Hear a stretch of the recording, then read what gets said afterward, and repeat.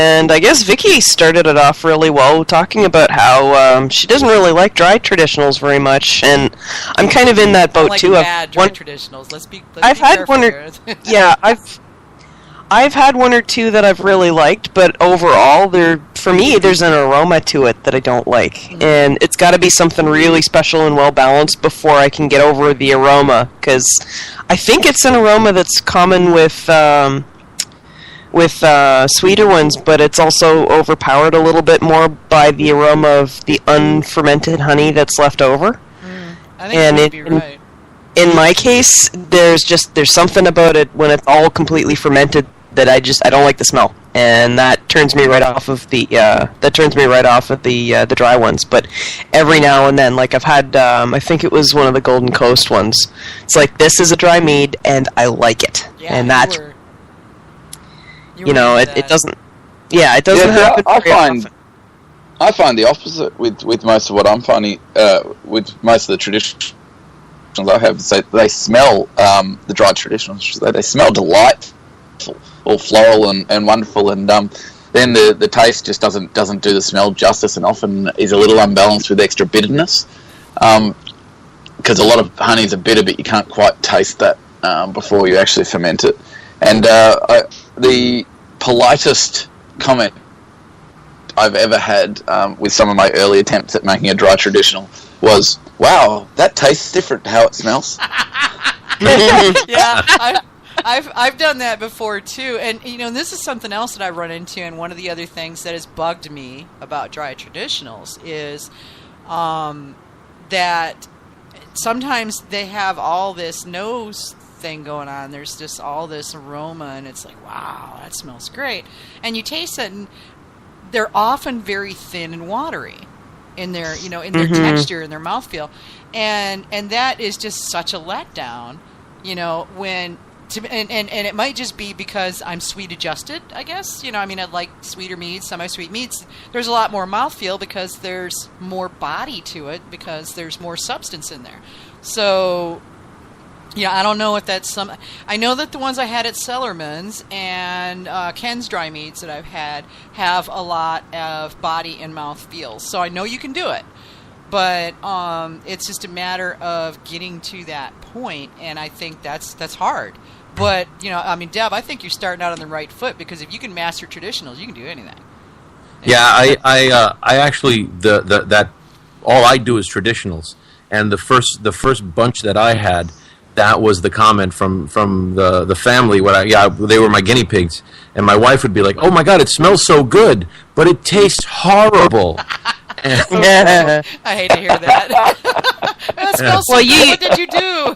You use orange blossom honey, though, right? Orange. It's really hard to go wrong with the smell of orange blossom honey. I've completely fallen in love with that stuff, even though we can't make that in Canada. Well, that's just because you can't get it. If you were like Manny and a wash in this stuff, you might think differently. Oh, it smells so It's not good. hard to make perfume. Right. So it's that's exactly. Yeah, it was, and then when I finally got the taste down, Deb, you there just was have the to body. jump in here. We do this. Yeah. It's the body issue. The body issue. I still have not been able to overcome that in a traditional dry that you take it all the way down. They're still thin, and I'm stopping short of adding anything artificial to give it the body. But the only thing I found that fixes it is to take it up to like 0.010, and then it's. Yeah, so it's not bone dry, and that's what someone else was saying last week. A tiny bit of residual sweetness, yeah. Yeah. I think that does make a big difference, but I also think that, like Pete says, when you're making a traditional, you have to... The devil's in the details. You have to pay attention to... your temperature. What is going on with your temperature? Are you keeping it on an even keel? Because if it's all over the map, even if it's within the stated temperature range for the yeast, if it's like popping up and down by 10 degrees, that's going to create off notes. It's going to ferment. It's going to ferment differently, and that's going to affect your mouthfeel and your finished product. If you're not feeding it, at the proper intervals for what you're doing, at the temperature you're doing it, and with the yeast that you're using, then that's going to create a different end product and a different mouthfeel and a different finished product. You know, I mean, there's the details that we can futz around with a little bit when you're making a melomel or a metheglin or just a sweet mead.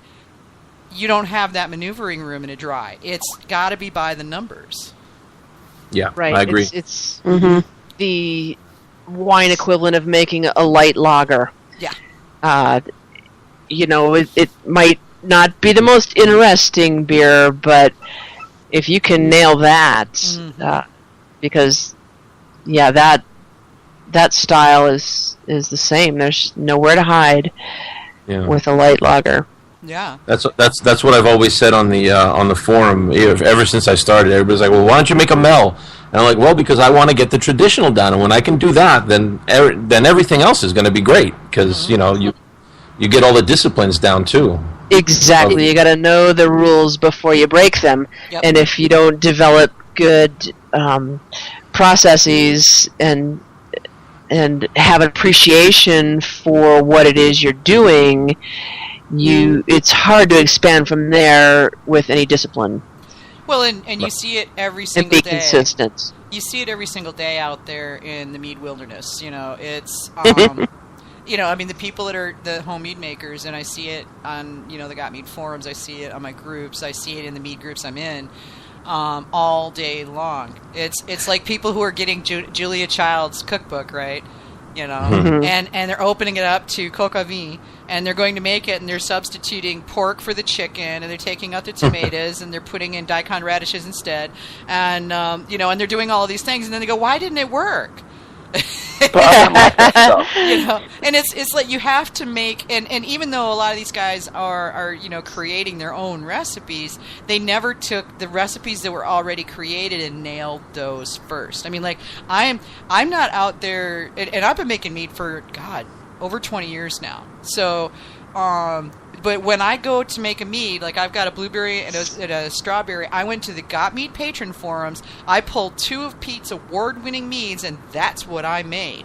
When I can nail those, and they are perfect the way they tasted when Pete made them, you know, then I'll move on to futz with that and try something a little different. But until I can make that, and unfortunately, I got everything right except for the fact it was too damn hot. So, so I have to fix that now. I don't even know if I can, but I'm going to try.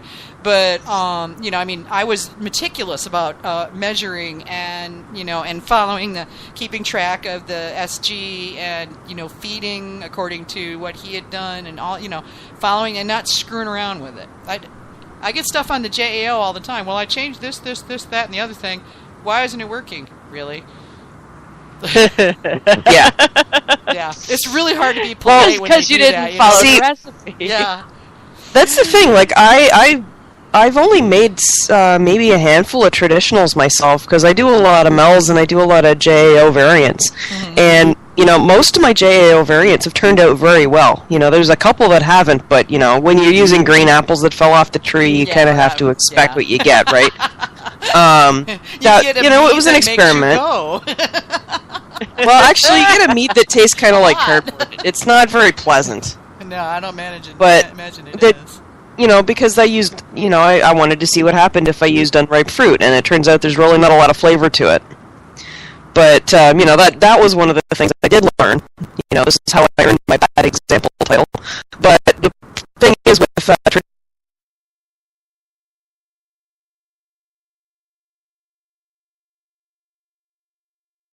old, stored on the kitchen floor where it got sunlight with a piece of saran wrap because I pulled the cork out because it had went fizzy, you know, for 10 years. And it was still pretty damn good.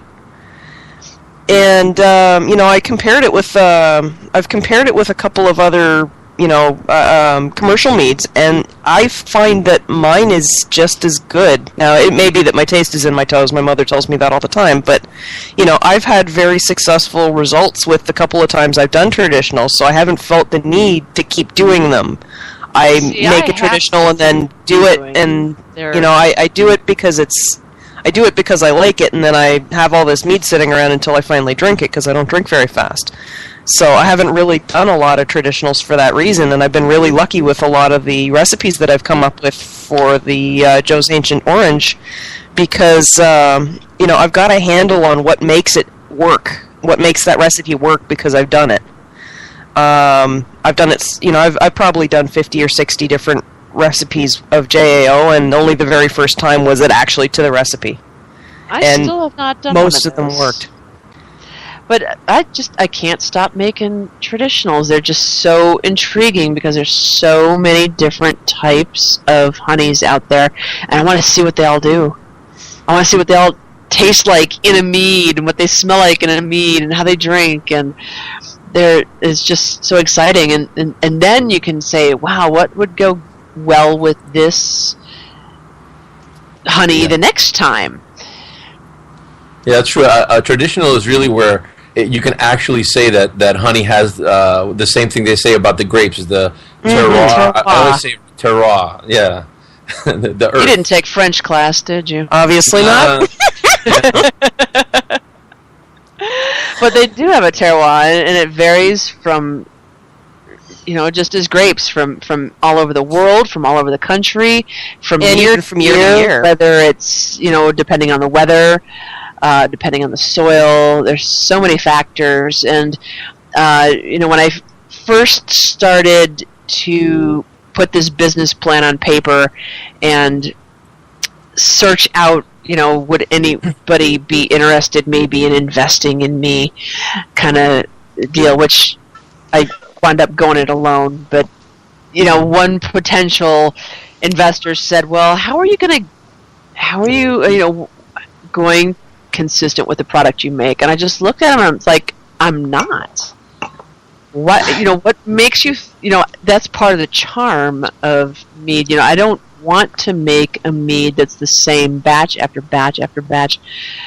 I don't want to offer the same thing year round. It's always got to be something new and exciting. And the Linden Blossom, if I can ever get it again enough to make another batch, it's not going to taste the same as the Linden Blossom that I produced in 2016. Mm-hmm. It's not going to be the same. The Clover Blossom isn't going to be the same. It may be a different type of clover. It may be from a different part of the country. There may be, there's so many different factors. And, your wine grapes, your wine vintages aren't the same from year to year. It could be the same grape. It could be the same vineyard. That's part of the charm. That's one of your strong selling points. Oh, I got the... So the consistency you're looking for is more in style and in repeatability of good quality and well balanced. Exactly. So that when I read the label, I know what to expect, and that's the only consistency you need.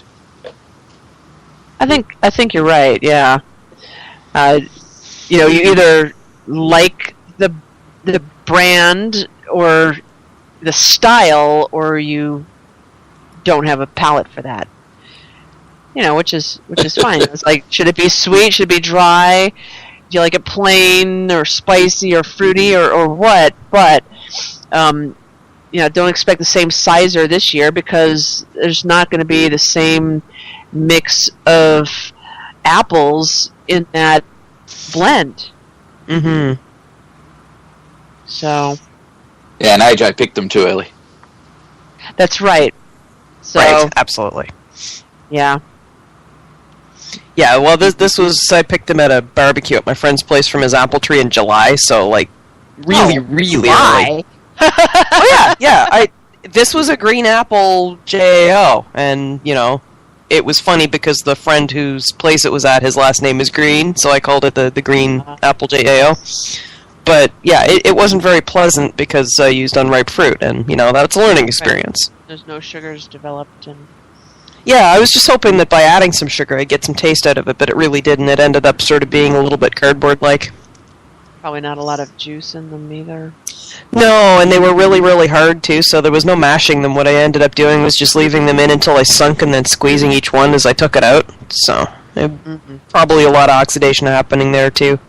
And it might have actually been a little bit of the cardboardy oxidation rather than the sherry-like oxidation in that particular case. But, I haven't really screwed up traditionals, but then again, also, I don't have the variety of different varietals that you do. I've got, golden honey, white honey, and if I want to pay a lot, I could get buckwheat. So usually what I do is I pick one or the other